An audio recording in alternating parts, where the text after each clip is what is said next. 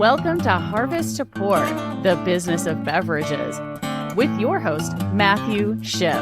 This is the podcast for all of those who are involved in the agriculture all the way to the distribution of beverages. And now your host, Matthew Shipp. Hello and welcome to Harvest to Pour. I'm your host, Matthew Shipp, and today I am here with Matthew and Caroline Sight Cruz, co-owners of Gaucha Specialty Coffee Farm in the Cerrado Mineiro region of Brazil. Welcome today, guys. Thank you very much for being here. Thank you for having us. Thank you for having us. Yeah. So take us through. Now, you are both a farm and the Gaucha part of the business is you're the conduit between roasters and coffee shops, and you also represent that to the farm in Brazil. Is that correct? Yeah, I think the most apt description is we are a Brazilian coffee farm. My wife is actually co-owns the farm with her brothers, and was started by her father, and so it's very much a coffee farm in the truest sense, I guess. Yeah. I'm a third farmer generation, and the company, it's called Sementes Gaúcha, and Sementes Gaúcha started in 1976. It's a agriculture company, and one of our principal products is coffee production. And I've been living in the U.S. for 7 years. So since I came to the U.S., I decided to, instead of, export through international company, do by myself. So I'm doing importing directly from the coffee, from our coffee in the farm direct to the U.S. And that's why we launched this Gaucha Specialty Coffee. Perfect. And what got you? So how did Gaucha really get started between the two of you? Right? I guess you had to have met first. Yeah. So, and take us through that story. So I'm originally from Iowa, and that's where we're at right now. And so I moved to Brazil right out of college. Back in my first trip there was in 2001, and there for some other unrelated business opportunities. And that's where I met her. My next door neighbor in the apartment building that I lived in was Carol's cousin. And Carol came to visit her cousin. It was in 2005, Carnival of 2005. And I said, hey, you should meet the American that lives next door. And I was immediately smitten. I don't know about her. It took her a little while longer to be convinced. But it was, even though we were both in Brazil, she still lived far away. It was a long distance relationship. So we had kind of a long courtship. We didn't get married until 2017. And of course, there was a long debate about where we should live, if we should live in Brazil or live back in Iowa, and ultimately settled in Iowa. But we go back and forth quite a bit, where lately it's been like 9 months in the United States, 3 months Brazil. But yeah, since we were here in the United States a good part of the year, and Carol had this amazing coffee farm, we just kind of started talking about, well, is there a way to maybe import some of our better specialty coffee into the United States? And, they had been producing coffee for like 40 years at this point. So the coffee production side was, fairly easy or commonplace to them at that point. But they had always just sold it domestically to buyers within Brazil. And also we sold the specialty coffee through like an international company like Nespresso, Illy, but they would sell to international buyers, but they would be, within Brazil. Yeah, in Brazil. And so, and a lot of it was more, at that time, the focus is probably more commercial grade quality and more focused, like a lot of farmers, focusing on yield, focusing on quantity over quality, probably. And so that we just, within the family, just kind of started talking about, well, what if we, try and carve out and focus on some of our higher quality coffee, and luckily Carol's father kind of believed in us and kind of spotted us some coffee, and we imported it ourselves in the first year. And that's kind of how we got started. So we just kind of jumped into it, not really maybe knowing what we were doing. Not, it's one thing to produce the coffee. It's just a whole nother world to, export it and work with roasters and kind of understand their needs. And so it was a big learning process. But I guess feeling since we were here, we had plenty of coffee. It was really more about building the relationships. So take us through that. So you have, from what I hear, you had two major challenges. One, establishing these relationships and becoming the representatives. And two, you said of kind of flipping the farm from a quantity to a quality style of coffee bean. So let's go ahead and let's go through the establishing the relationships. What were some of the challenges you ran into starting up this relationship building effort and letting people know about Gosha? Well, like anything, you're the new guy on the block and nobody knows you. And so it's building relationships, building trust, building credibility. I would just I'd call a lot of roasters. I'd try and go to some events, and, I actually have Brazilian citizenship myself because I lived there so long and I speak Portuguese, but I don't look or sound Brazilian at all. And so when I'd go approach roasters and say, hey, my family has a Brazilian coffee farm, and you kind of tell they're like, this guy is selling me Florida swampland. No, they're not really, they don't believe you. And then my wife complains that, if she goes and talks to them, she, because of her accent, perhaps she's concerned they don't, there's a gap or a challenge with the communication. And so I think just like anything, a lot of the established roasters, they have their sourcing lined up, and if it ain't broke, don't fix it, and so they've been doing it for many years. And we've probably had a little bit more success on identifying some of the newer roasters that don't have all those their sourcing methods lined up yet. But I think the biggest thing was just the world's getting smaller, and not to knock any of the large players in the industry, but people want to know where their food and beverages come from and how it's produced. And I think it's really important to get to know the roasters, as the same way that the roaster really like to get to know where the coffee comes from, get to know the producer, get to know the history of the coffee, of the family. So I think this is a really important, networking, and, that gives them more credibility and trust in what the source comes from.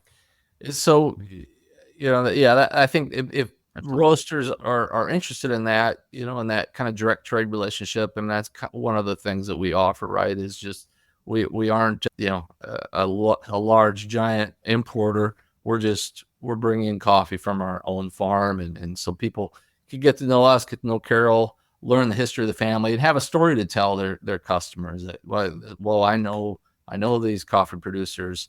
That I've met them and believe in them. And we just did an origin tour, our first origin tour last month, actually. And so some of our roasters came down, and I believe you interviewed one recently. Yeah. They came to the farm and kind of learned what the farm was like, and discussed some of the production methods and post-harvest methods, things like that.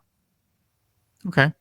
And now we're going to move into, just because I think the next part of the challenge, the question was turning from quantity to quality. We're going to move through what I call my harvest to pour journey that many businesses take, and that can take on many different facets. So normally the harvest, and we're going to spend plenty of time in the harvest, I have a feeling, which I'm actually very excited about, is the sourcing, or in your case, the production. And then what makes the coffee, or the beverage, in this case, the bean, uniquely yours? What makes you stand out from other people, other businesses?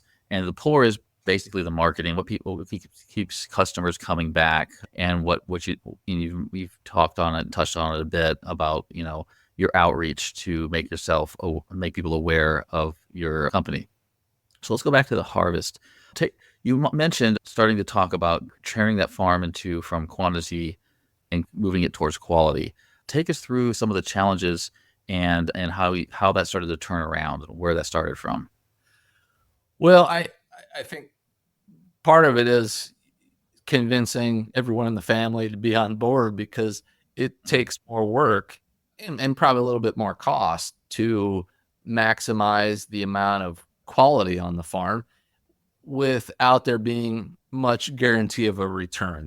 We're still farmers, and we have to make a profit, to stay in business. And so just because we produce more higher quality coffee doesn't necessarily mean you're going to make more money. That people maybe assume that, but and so I think just of course, talking to Carol's family or brothers and kind of getting on that same page. But in terms of the production methods itself, probably didn't change all that much, because one of the, I would say, benefits to the region that our farm is in, it's relatively flat.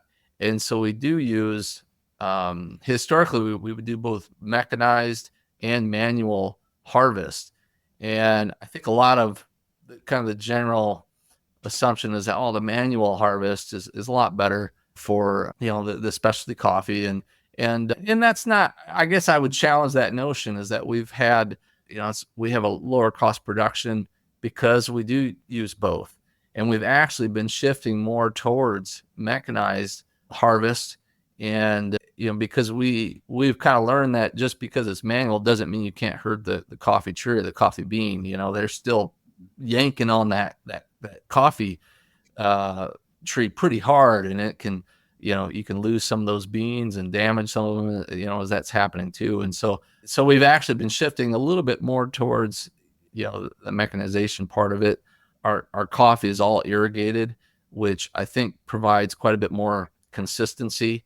Roughly 30% of the coffee produced in Brazil is irrigated coffee. I'm not saying that non-irrigated coffee is not as good. I'm not saying that. I think it's still have good irrigation coffee, but we're still growing a crop that's still, going to produce based off of too much sun, not too much rain, drought, things like that, temperature, and so like in August or excuse me, the last couple months, it's, we're in the dry season now. And so that can affect the yields and the bean size and things like that. And so having that irrigation helps mitigate some of those things and provides a more consistent product. I think, there's a lot of complaints about the screen sizes this year coming in Brazil, and not that it won't affect us a little bit, but I don't think it affects us as much. And so, it's just being able to provide a more consistent product, on those types of things. But I would actually say that the specialty coffee is really more, I feel like 80% of it, 90% of it is from kind of the post harvest drying methods that you use, more so than the actual production side. I mean, there's basic things you got to have in place on the production side. You got to be, producing at a high elevation. You got to, of course, monitor moisture levels, monitor insect and disease pressure, things like that.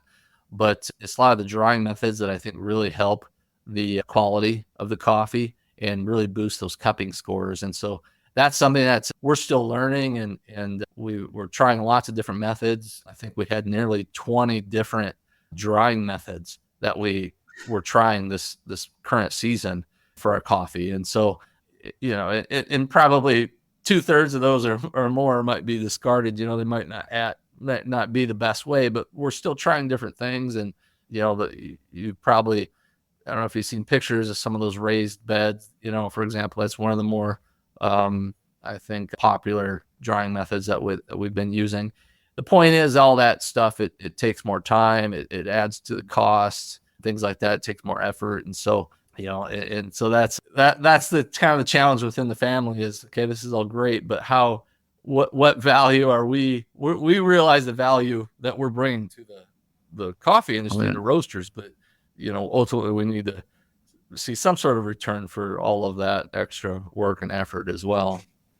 Yeah, so some aspects of it you're still in research as far as you're growing into your specialty coffee roles, as far as like the drying goes. Now, I saw some amazing aerial pictures as well, like things like on a spiral. And is that how set for irrigation that way? Because it looks like it's I mean, it looks very efficient. Oh, yeah. So those are called, it's just center pivot irrigation. And those are in the irrigation world, those are pretty common. And it's just an efficient way to, to minimize your water usage in those center pivots. Some of it does use a linear irrigation where it's just straight rows. It's not, so it's kind of half and half, I think, on the farm. But yeah, there are a couple of those center pivots that we use. I found it interesting. You say you're moving more towards automation. And you said there's a trade-off between each one. Does automation? I know it's the rumor that I hear is that the automation can it distinguish between the ripe cherry and a not ripe cherry, and does that get blended into your coffee? But from the ultimately, no, the harvester doesn't distinguish between it, but it all gets sorted out post harvest, and with different sorting equipment that separates it all. So it wouldn't get mixed in. No, it's all separated. That's good to know. I didn't know. I knew they do some things with other seed harvesting. I didn't figure the technology was very similar. Yeah, there's the production of it. There's a ton of work, but there's a ton that still is done after harvest before it gets to the actual roaster as well. You got to clean the beans, of course. You have to sort them all. You have to dry them. That's a big process. Even then there's another step once you take it to the co-op, because all of our coffee, like, 98% of other producers, it all goes to the co-op, and they have even more elaborate, expensive sorting and cleaning equipment. They have, I forget the name of it, but they sort it according to the actual color of it. They have a machine, and it's just flowing through the machine super fast. And I know I should know the name for it, but it looks super expensive. And so it's actually sorting it based on color, the color of the bean. And so, okay. Yeah, I was curious because when I worked in a plant-based laboratory, we have a seed counter. It would count the seed, but it would also, I think, use a laser to examine the embryo inside, and this was for corn, see how mature it was, and it would separate it and divide it out by that. So I figured they have something along the technological lines of separating out your mature from your ripe cherry. Yeah, most of those are, I would say, higher tech equipment. They're very expensive, and they're pretty tough for most farms to be able to afford, and so it usually falls on the co-op. Yeah, and all the farmers, send their coffee there to get sorted and processed accordingly. Okay, and I'm going to go kind of take us into what makes the Gaucha coffee uniquely yours. Obviously, the region, the terroir, the soil you're going in, the elevation, and going down to the drying methods. You said you're trying different things out.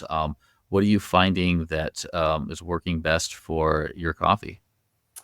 Well, even doing more standard drying methods, we can still get 80 cupping scores in the 83 to 84 levels, but it's really making the extra effort in trying those different drying methods. Like there's one called the Volcan, and the raised beds that seem to increase those cupping scores to the point where we've been in some regional competitions in Brazil for a coffee. That's something else that we've started recently, is kind of, they do tons of these cupping competitions in Brazil, and we've been kind of consistently placing in the top 10, and our coffees get up into the 87, 88 area. And so just kind of trying those new methods to see what works and what can, basically give us the best of the best. We're already, just using kind of standard methods, we can, based off of our elevation and managing the quality, we can still get up to 83, 84 relatively easily, but just kind of maximize, our what percent of our total coffee is specialty, and how high we can increase those cupping scores where it's the best of the best, I guess.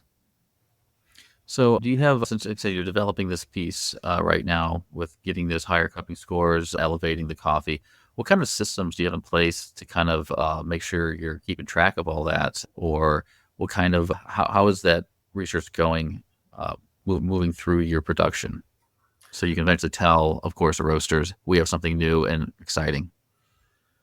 Well, a lot of it is actually just our team members, and somebody that's really kind of grabbed the reins there on the farm is Carol's sister-in-law. Has kind of made it her mission and full-time job to manage some of those post-harvest drying methods, and really trying to maximize those cupping scores. And so it's just, just a continual process, I guess, that you're monitoring what works and in the region. And of course it's going to change from year to year, because it's, at the end of the day, it's still a crop that's dependent on Mother Nature and how it performs in the field. But I know that we've been increasingly more involved with some of the competitions and involved with the co-op, which I think has helped kind of compare your coffee to other coffees and kind of see what's performing the best. And so it's, just that I think, I'm not sure how else what to add to that. Did you? Well, I think it's a very specifically and detailed post-drying method that you to achieve this kind of score, you really have to follow day by day, and how to mix this coffee, how to dry and get the right system to get this cupping. It, as Matthew said, is a different way to produce coffee, but the return, it's tremendously better. Excellent. Okay. And before we move on to that, you've mentioned the co-op several times. I just want the listeners to maybe get an idea of what the co-op is and how does that work? How does the co-op work? Yeah, so I'm assuming there's a lot of people bringing in their coffee to this co-op, and what does the co-op provide for you? Well, for us, they provide this sorting and the cleaning and the bagging and the storage. It's probably the main things that they offer for pretty much everyone.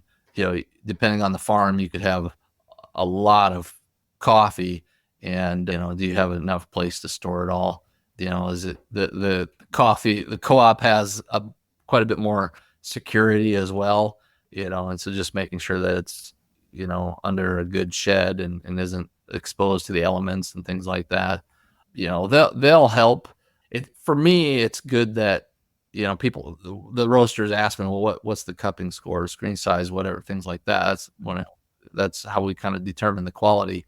I'm not cupping it myself. I rely on kind of an independent master grader to tell me what the cupping score is at the co-op, and so I feel like I'm getting an independent source, telling me what it is. So because there's a lot of debate, of course, that not everyone's always going to agree 100% on what those cupping scores are, and so I feel better if it's I could be seen as biased as it's my own coffee. So all those the co-op provides all those cupping scores to us, so they're taste testing everything every day. They're people that are just testing out different coffees from all over. All right. Well, that's great to know. That's the fact that you're getting your coffee, your score independently from the company. That's a good clear up of things. And then being a co-op, are they staffed themselves, or do you bring your own staff in to help work part of it, or is this a shared system? No, they have their own staff, and they're a large. They are one of the biggest co-op in the region of Cerrado Mineiro and in Brazil. Yeah, they have a pretty large staff that's been doing this quite a while. All right. Well, thanks for clearing that up. I know you've mentioned it a few times. I want to make sure we see how that fit into the rest of your process and processing of the coffee. We want to move into a little bit of the marketing side, the pour. So we touched on a little bit. The two of you now are, new kids on the block, getting yourself known to American roasters, coffee roasters, and going to certain seminars, SCA being one of them.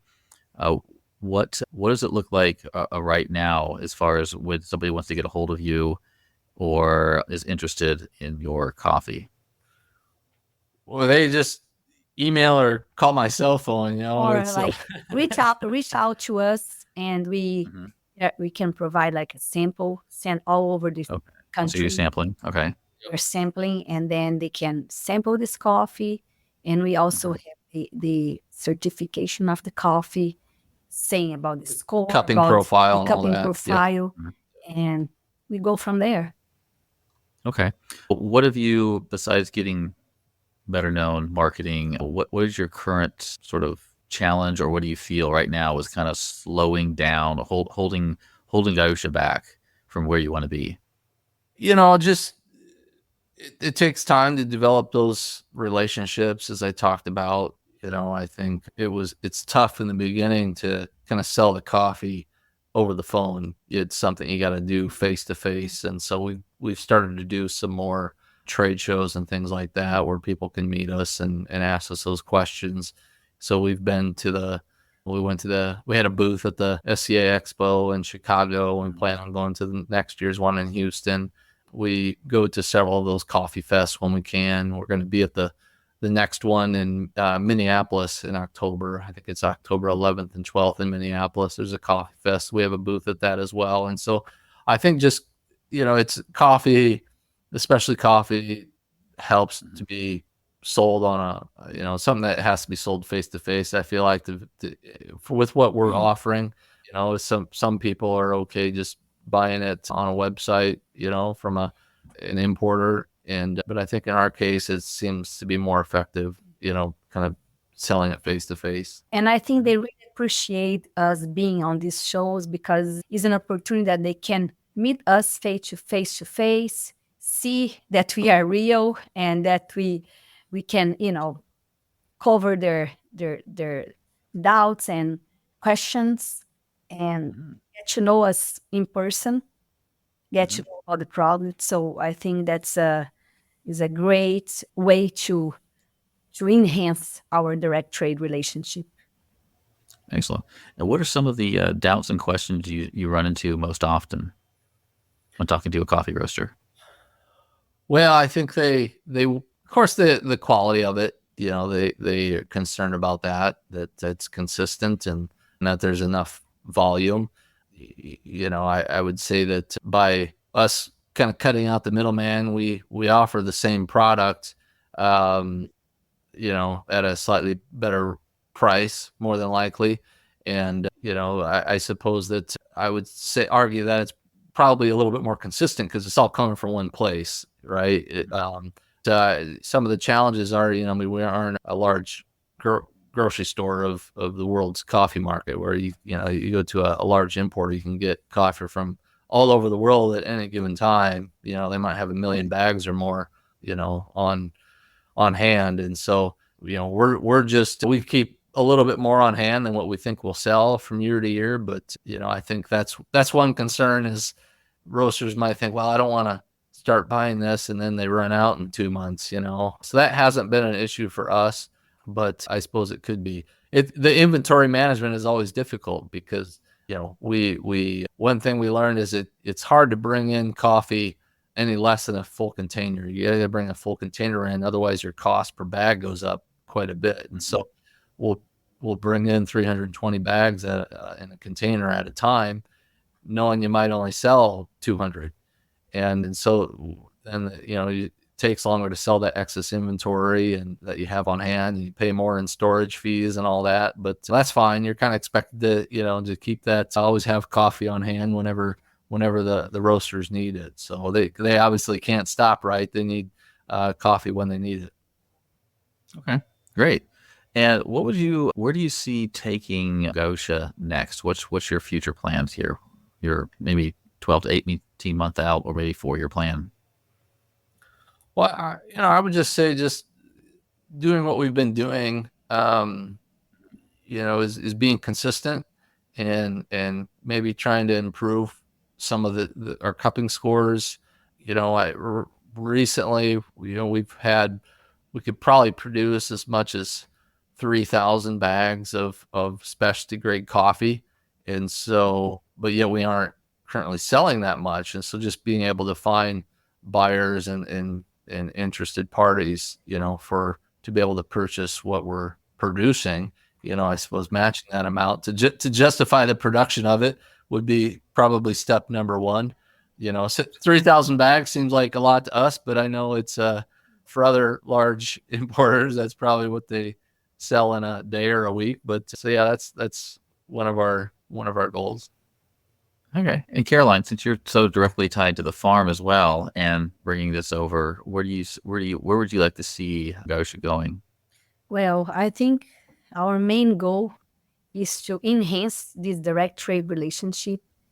And I think since you fidelize with the clients, it's done. I mean, it's easy to continue and having this client for a long time. That's why I think it's so important to participate and being able to go to many trade shows and coffee fests as much as we can. All right. And as a team of two, I've got to ask, since you're going to these trade shows and having different dealings with different roasters, what would you say each one of your strengths are when you're, how do you support each other? I think myself being a producer and telling the history of the family and the quality of the coffee in Brazil, because we are in a very well-known region of coffee production in Brazil, and showing that this amazing quality of coffee in Brazil, plus having him as an American, and that give me like more credibility to sell the product. Yeah, I think Carol's family has a very interesting background and story. I mean, they started from nothing. It's kind of a success story.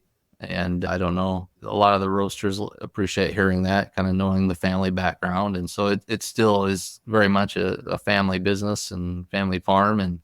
And unfortunately, Carol's father's not with us anymore, but it's now, managed and owned by Carol and her brothers. And I just want to continue that legacy. And so I think that's, one of the goals there. But yeah, the region that they settled in 1976, there wasn't any coffee there at that time. So oddly enough, the coffee kind of came afterwards. And, it used to be produced further in the southern part of Brazil. And so they went up there. He was like 21 years old, at that time in 1976. And her mom was 19. They moved up there and there was literally nothing there. There was no electricity. There was no running water on the farm.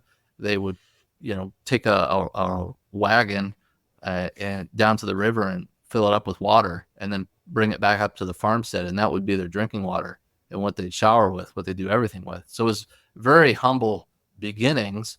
And so I think everyone feels, I don't know what the word is, honor or an obligation or a duty, to honor their hard work and their memory by, continuing to maintain and grow the farm. And so that's something that, is important to us. And so, we're never going to be a large, international coffee trading company, and that's fine. But just kind of holding true to our principles and family and what got us here. So. Excellent. And since this is a great posed question for the next one is, where do you see, what have you seen change and where do you see the Brazilian coffee industry going right now? Well, I think, in general, you see a lot of consolidation, I think, in the coffee industry. It's hyper competitive. That was probably one benefit that we had is we didn't know how competitive it was. We just like, hey, let's try this out. And, and jumped into it and kind of slowly grew from there. And had we known how hyper competitive it was, maybe we'd have been too scared to try it. And so we were probably a little naive in the beginning, but I think there's increased scrutiny on how our food and everything is being produced, especially in Brazil. Brazil is kind of a lightning rod for, reducing deforestation and things like that. And I was actually, you hear so much about it, but I can't say that we've gotten asked by a lot of roasters, about some of the sustainability programs that we do, but some of the larger ones are for sure more concerned about it. And we actually just recently got our certification from Starbucks and kind of on the final stretch here of getting one from the Rainforest Alliance as well. But, and so I think it's important and becoming increasingly important on the production side of, not just the quality you have, but making sure it's produced sustainably and in an ethically manner and things like that. And so one of the things that I think is interesting is so their farm is diversifying. So they actually have a dairy as well that is pretty much side by side with the coffee farm. And so a lot of the manure from the dairy cattle are used as organic fertilizer on the farm, and it reduces their need for synthetic fertilizers by 50%. And then That's amazing. That's really good. Vice versa, the coffee husks and residue are used for bedding on the cattle. And so it's a uniquely integrated system that I don't think you see hardly anywhere in the world, be it coffee in a dairy farm. You don't see or hear that very often, right? I certainly never have. And so that's kind of a unique proposition, but they also have their own biomethane reactor. And so they're producing their own electricity to the point that they're self-sufficient in their electricity needs, which I think is really interesting. They've planted, I think it was about 80,000 trees. They reforested about 80,000 trees on their property. And most recently, this is just in the last 6 to 12 months, they've basically built a lab on the farm with a bioreactor to start producing their own biological products, with the goal being to reduce some of the agrotoxins that they apply. And that's a challenge on the coffee production is, Brazil is basically a year-round greenhouse. And so the level of insect pressure is high compared to most other areas in the world, like the United States, which has the advantage of the U.S. is that you have a winter and that kind of kills or slows off a lot of insect pressure. Well, you don't have that in Brazil. And the coffee is year round. And so, the bugs are constantly there. And so it's easy to just say, okay, well, let's just apply more chemicals, and do it that way. But they're actually kind of on the cutting edge, I feel like, in that they're producing logicals to kind of replace some of that. Now, you can't do away with it altogether, but, you can make an effort to reduce it. And all that stuff costs money. And to be honest, there is no payback on that. There's no company saying, oh, I'm going to give you an extra 10 cents a pound because you're using biologicals. It doesn't work like that. And I wish it could. But so everybody talks up a good game about sustainability and might show interest, but nobody wants to pay for it. But yet we've kind of been doing that, I think, and very few farms can kind of show that sort of sustainability record that we have. Yeah, well, absolutely. I mean, but you mentioned some of these cyclical farming techniques. They may cost money to get started, but some of them looks like they're directly benefiting the farm itself with using the husk as bedding and the manure to help cut down the fertilization. And I'm sure even replanting trees may have a cooling effect around the farm as well. I don't know. There's usually an environmental effect around that. But yeah, yours are actually having looks like a back benefit back to the farm. So, in your case, it sounds like you have a somewhat of an investment coming back to you. Well, environmentally, for sure. Yeah. It's sometimes it's hard to quantify that in dollars, you still got to pay the bills, but I think that being self-sufficient in the energy needs certainly helps, and not having to, have as large of an electric bill helps like that. But yeah, so it's something that I think if somebody is serious about getting in this space, they need to kind of have a sustainability plan ready and to enact. And there's not that producers that aren't doing this. I'm not saying that they're not sustainable, but everybody's on their own path. But I think that there's, people are interested in it, and there's going to be continued scrutiny, especially for Brazil. It seems like, just because it's become such a lightning rod, which it's partly deserved. I think Brazil is a big place, though, and people need to recognize that the entire country is not an Amazon rainforest. It's like saying the United States is all the Florida Everglades. If someone said that, you kind of look at them. That would fit. And so it's a big place, it's a diverse country, but yeah. Okay. And one last question about that is, as far as the industry in Brazil, coffee industry in Brazil goes, do you see more coffee farms moving to specialty coffee? Or are you unique in this situation? Or is there a demarcation between like high production coffee and specialty coffee in Brazil? Well, I think it has been growing, this field of specialty coffee. Many coffee producers in Brazil are already, producing and working on a specialty coffee, especially the ones that are already exporting. And I think they're looking forward to having more specialty coffee and export to the whole world. I would say it's definitely growing. Everybody is interested in it, that's for sure. But it's one thing to be interested in it, and then another thing to actually do it, and you still have to make money on it too. We're not trying to make buku bucks here, but we still need to be able to afford to pay the bills and things like that. But yeah, so we get asked by some of our, because we're friends with a lot of our neighbors, of course, and other Brazilian coffee farmers, and they're all curious about what it is, and see our pictures on social media and how we're doing this in the United States. But it's still, at the end of the day, you still need some volume, to kind of make it work. And so I don't know, we're quite where we need to be yet, but we've been making good progress. And I think if we're just consistent and kind of continue to demonstrate our value proposition to roasters that are interested in telling a story about where their coffee is coming from, that we'll get there. Okay. And what advice, if somebody wants to, another coffee farm, or wants to be a third party representative from a farm to a roaster like you guys are doing, what advice would you have for them right now? As you've just said, you've got this started and you've learned a few lessons along the way. To another coffee farm, what advice would we give them that want to do that? I think, first of all, we have to have passion working on this field, and with lots of patience, because it's not easy, but day by day you can achieve and advance what you are looking for.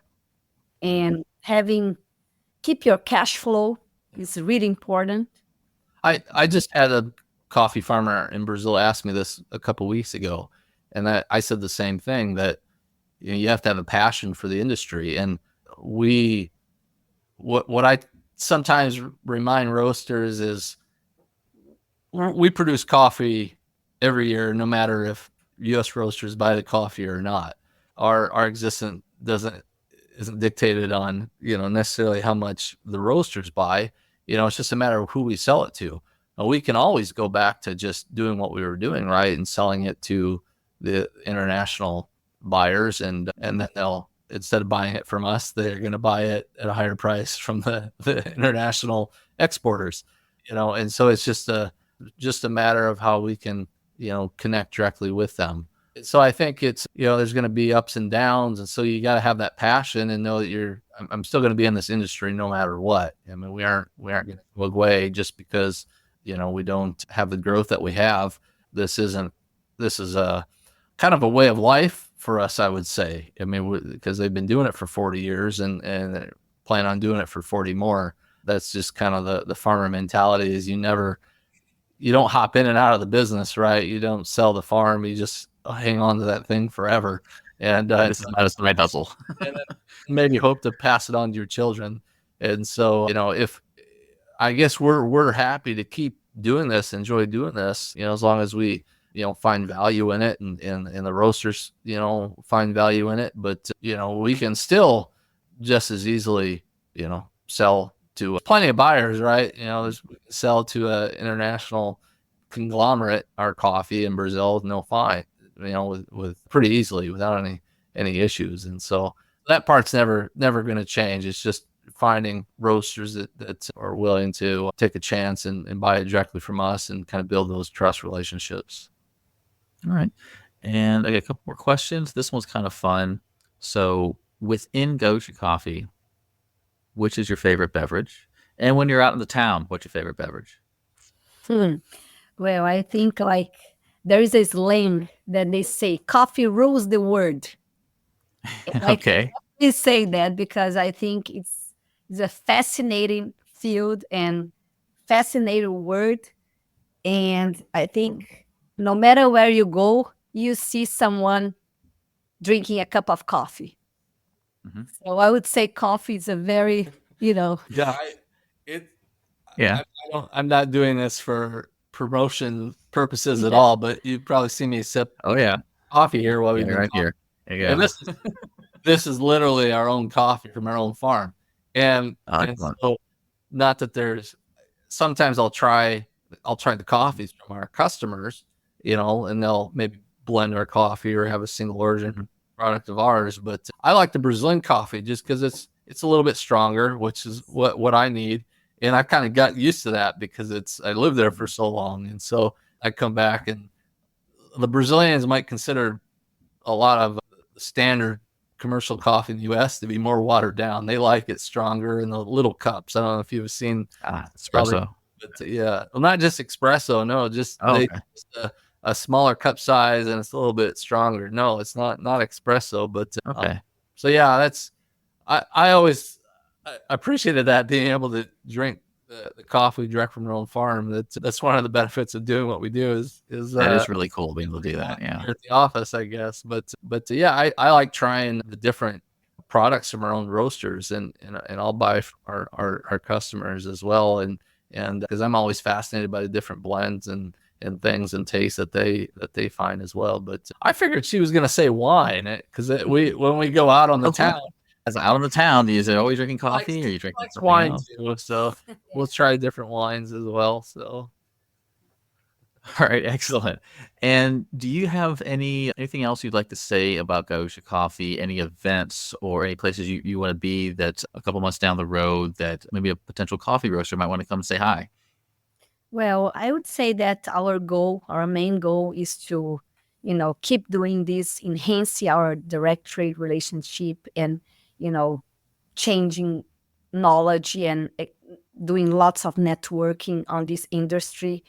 And our next coffee event that's going to happen will be in Minneapolis. We are going to be attending the Coffee Fest in Minneapolis, and I hope we are going to, be able to meet new roasters and enhance our. yeah, I think it's October 11th and 12th in Minneapolis. We have a booth there, so we've gone to several of the coffee fests, maybe not all of them, and we were at the I think the SCA Expo in Chicago, and we met a lot of people there. I really enjoyed that, and we'll be at the one in Houston next year. So I mean, we handle the whole process, trying to simplify it as much as possible for the roasters. I mean, they just call or email and tell me where they want the coffee sent, and I send it to them. So the process for them is still the same, whether they're buying it from us, the coffee farmer, or importer.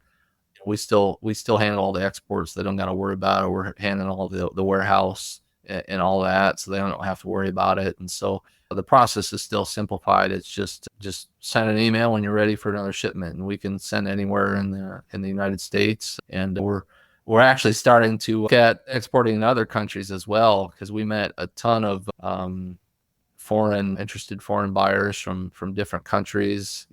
Saudi Arabia, and their interest in specialty coffee has been growing. Met some people in from Egypt and Canada, and so we can send the coffee anywhere in the world. That's not the challenge, right? Just finding people that appreciate buying directly from a Brazilian coffee farm and knowing it's a consistent product. Okay. So again, I wanted to thank you for being on the show. The going from your farm to moving from the quantity to the quality aspect, getting into specialty coffee, going through the trials of getting your reputation out there into American coffee roasters, and the experimentation and even going down to your sustainability models that are actually benefiting the coffee farm as well. I would say that any coffee roasters out there, they are ready to deliver, they're ready to go, and they'll be happily send you any kind of samples you need. Try them out. Try out some Brazilian specialty coffee today, guys. All right, Matt, Caroline, really appreciate you being here. Thanks again. This was a great story. A lot of lessons to learn here, and hope the best for you. Thank you for listening to Harvest to Pour, the business of beverages with Matthew Shipp. Check the show notes for our guest contact information and connect with Matthew Shipp on LinkedIn today.